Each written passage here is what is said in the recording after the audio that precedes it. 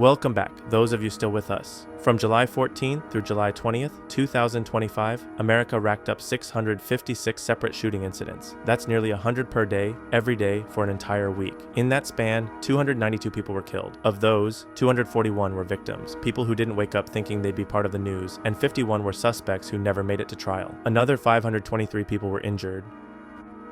The bloodiest states this week were California, Texas, and Illinois. California claimed 30 lives in 54 shootings. Texas followed with 27 dead in 47 incidents, and Illinois with 14 dead in 53. When we look at sheer volume, Chicago once again leads the nation with 38 shootings in 7 days. Cleveland and Houston each recorded 18 incidents, and yet a few places managed to dodge the list entirely. The No Shooting Award this week goes to Hawaii, Idaho, Maine, New Hampshire, and Vermont, 5 states with 0 reported shootings. Meanwhile, Delaware, Nebraska, North Dakota, Rhode Island, and Utah did see gunfire, but no deaths. Small victories, but victories all the same. With that, let's count down the top 10 deadliest shootings of the week, starting at number 10.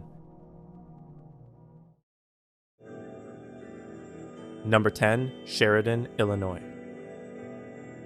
Just before 1 a.m., LaSalle County deputies were called to the 4200 block of 2551st Road for reports of gunfire. By 1:15 a.m., the same address was reported on fire. After firefighters knocked down the flames, 2 adults were found dead inside the house. Prosecutors say the suspect, 45-year-old Ronald W. Martin Jr., had come to the home and shot Sidney Schultz, who lived there, during an argument. Moments before the shooting, Schultz texted his girlfriend, who was also in the home, telling her not to come out of the bedroom because Martin was acting weird. The second victim was Melissa Visman, identified by prosecutors as Martin's girlfriend. She was shot multiple times inside the residence. In total, 5 people were in the home when the violence began, 2 survived by fleeing, and at least one of them was hurt while escaping, reported as shrapnel or debris injuries, not gunshot wounds.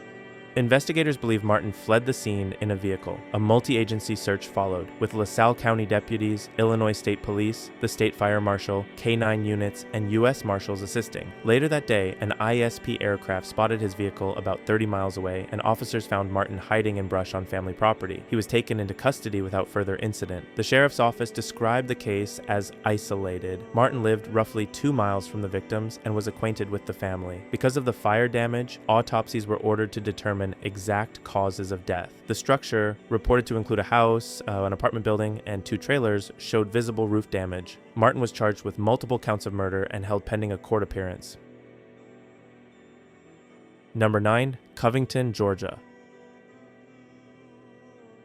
Just after 12:30 a.m. on Thursday, July 17, 2025, deputies from the Newton County Sheriff's Office responded to Oak Meadows in Covington following a report of a shooting. Inside the home, they found 50-year-old Kawanda Glenn and her 20-year-old son, Mikhail Glenn, both dead from gunshot wounds. The shooter was identified as 53-year-old Willie Glenn, Kawanda's husband and Mikhail's father. Investigators determined the incident was domestic-related. Deputies met with Glenn at the scene. He was taken into custody without incident and charged with 2 counts of murder, 2 counts of aggravated assault, and 1 count of possession of a firearm during the commission of a crime. No motive has been confirmed. Weeks later, Glenn died from a seizure. In Facebook comments following the shooting, his daughter Taylor Glenn rejected accusations that he was a demon and claimed Kawanda and Mikhail had previously tried to stab him, saying he was protecting himself. Take that as you may. Number 8, Miami, Florida.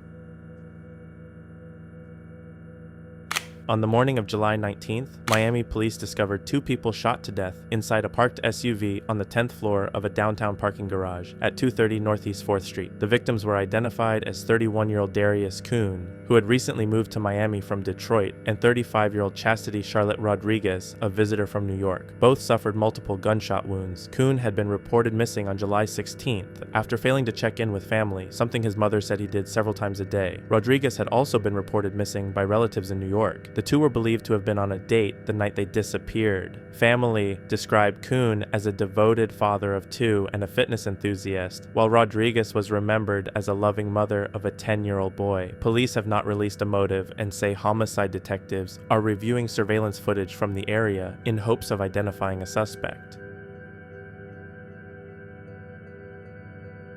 Number 7, Fort Worth, Texas. Around 2:30 a.m. on July 20th, Fort Worth police were called to the 7100 block of Avington Way, where a house party was underway. Officers arrived to find 19-year-old Emiliano Serna lying in the roadway with a gunshot wound to the upper body. Witnesses had carried him outside after the shooting. He was pronounced dead at the scene. A short distance away, 18-year-old Logan Cantrell was found in a parked vehicle with a gunshot wound to the chest. Investigators believe Logan was hit by a stray bullet while trying to leave the area. Both young men died before sunrise. According to police, the first shooting stemmed from an altercation between Serna and an unidentified suspect who fled after opening fire. Moments later, the second shooting occurred nearby. Detectives are still working to determine whether both victims were shot by the same person. Friends and family describe Serna as a bright, kind, and hardworking man who left a deep emptiness in our hearts, while Cantrell's relatives remembered him as a sweet, funny young man who had just gotten a car and a job. No arrests have been made. Number 6. Kent, Washington. On the night of July 14th, police in Kent, Washington responded to the Kentwood Apartments at 10,435 Southeast 224th Street on the East Hill after multiple 911 calls reported gunfire and a man lying outside. Officers arrived around 8:39 p.m. and found 34-year-old Gary Lee Winston dead from multiple gunshot wounds on a walkway just outside an apartment door. Inside, they discovered 46-year-old Migna Elizabeth Kennebrew in a bedroom with a gunshot wound to the neck. She was also pronounced dead at the scene. According to charging documents, 51-year-old Alfonso Slim Kelly allegedly kicked the apartment's front door 4 times before it gave way during an attempted burglary. Surveillance footage reportedly shows Winston rushing out to confront Kelly before both men fell to the ground, followed by the sound of 4 gunshots. Kelly then entered the apartment, where a woman's scream and a single gunshot were heard. Prosecutors say Kelly picked up something from a small table outside the door, removed something from Winston's shorts, and fled. Investigators say Winston had texted a witness earlier that evening, warning that Slim had a gun and might be coming after him. The witness told police Kelly believed Winston and another man were having sex with his girlfriend, a suspicion tied to a prior hammer attack on July 11th at the same complex. Kelly, who has a lengthy criminal history and a prior burglary and assault conviction, was identified by witnesses, surveillance video, and clothing found in a nearby apartment that matched what he wore during the shooting. Kelly was arrested on July 16th and charged with 2 counts of first-degree murder, second-degree assault, and second-degree unlawful possession of a firearm. A judge ordered him held without bail. Number 5. Kansas City, Missouri. Shortly after 1:15 p.m. on July 20th, Kansas City police responded to a convenience store at Truman Road and Brooklyn Avenue, where they found 2 men inside suffering from gunshot wounds. Both were pronounced dead at the scene. The victims were identified as brothers Byron Garrett, 35, and Taylor Garrett, 32. Investigators say the suspect, 23-year-old Emmanuel Hernandez, claimed he had been at the gas station to fuel his vehicle when the brothers attacked him. Hernandez told police he went inside to pay for gas and was confronted a second time, prompting him to draw a firearm. Surveillance footage reportedly shows Hernandez firing on the men, continuing to shoot after they fell to the ground, and striking one with his handgun before leaving and calling 911. Prosecutors have charged him with 2 counts of voluntary manslaughter, 1 count of armed criminal action, and he remains in custody without bond. Police say the brothers were not employees of the store, and no other suspects are being sought.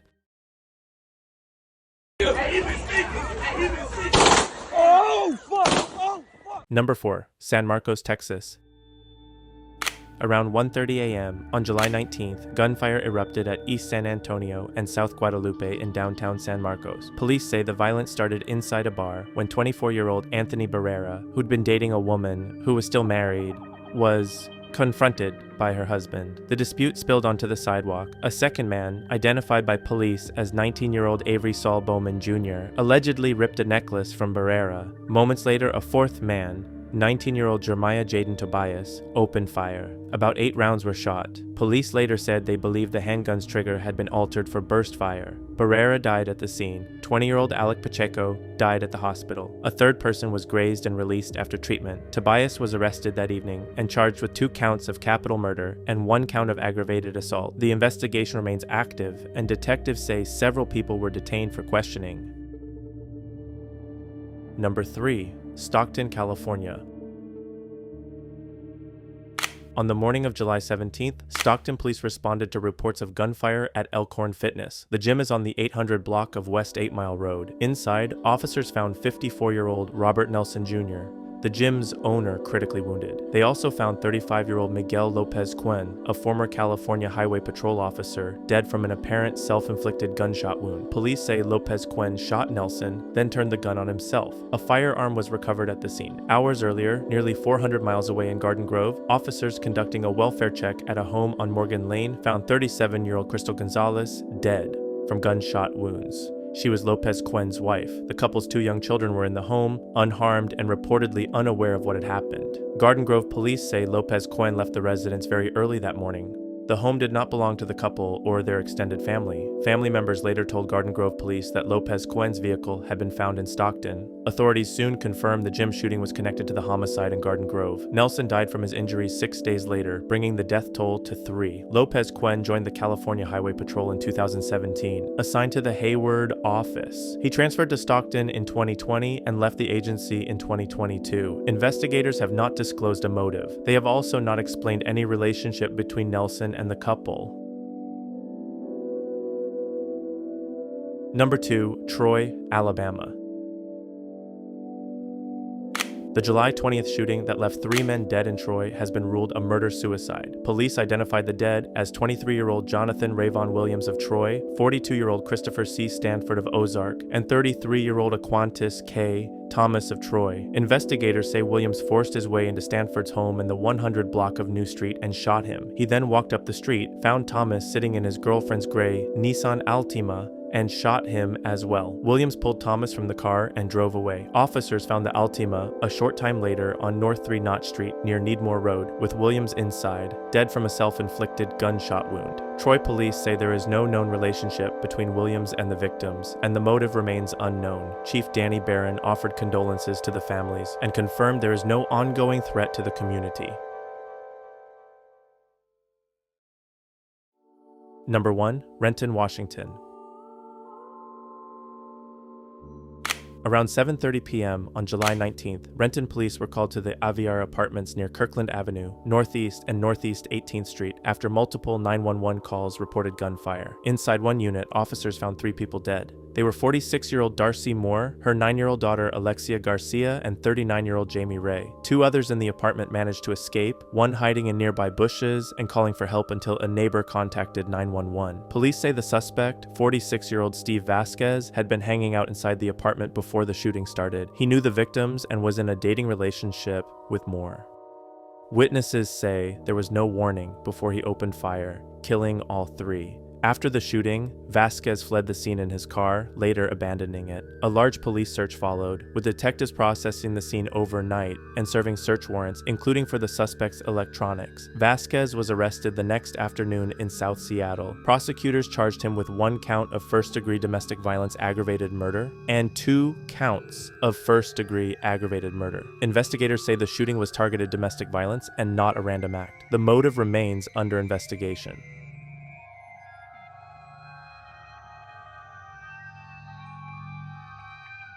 And now for an international bonus. Late on July 18th in Olivenhoutbosch, South Africa, about 10 gunmen stormed a tavern around 10:30 p.m. and opened fire on patrons without saying a word. 3 men and 2 women were killed instantly, and 3 more people were wounded. The attackers fled before police arrived, and no arrests have been made. Investigators say the motive remains unknown, though shootings in the country are often linked to gang activity and illegal firearms. That was this week's selection from the hundreds of shootings that took place. Most of these people, if not all of them, did not foresee their demise. We don't have a clock or countdown for how much time we have left, but the date is set. The day is coming. It could be today, it could be next year, it could be the next decade. We'll never know until it's too late. Stay safe.